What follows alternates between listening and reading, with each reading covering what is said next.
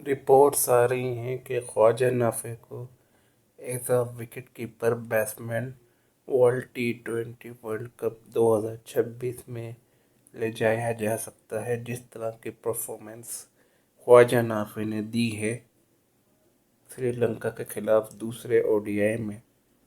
میرا یہ ماننا ہے کہ خواجہ نافع کو چانس دینا چاہیے عثمان خان کی جگہ پہ اور حارث رؤف کی جگہ پہ۔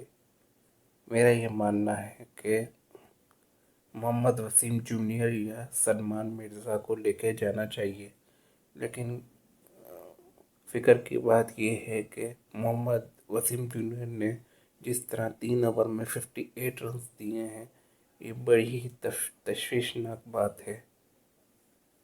اب دیکھنا یہ ہوگا کہ پاکستان کے خلاف فائنلسٹ اسکواڈ کب آتا ہے اور کون کون کھلاڑی اس میں شامل ہوتے ہیں۔ لوگ کہنے والے یہ بھی کہہ رہے ہیں کہ رضوان کو جو ٹائم آؤٹ دیا گیا ہے اور مطلب وکٹ ٹائم رننگ آؤٹ یا کچھ اس طرح ہی کہہ رہے ہیں، تو اس سے رضوان کی کیریئر جو ہے وہ ختم ہو چکا ہے T20 کرکٹ میں۔ اور بابر اعظم بھی بگ بیش میں اب تک کوئی خاطر خواہ 150 کے علاوہ خاطر خواہ کارکردگی نہیں دکھا پائے ہیں۔ تو یہ ہے لیٹسٹ کرکٹ نیوز۔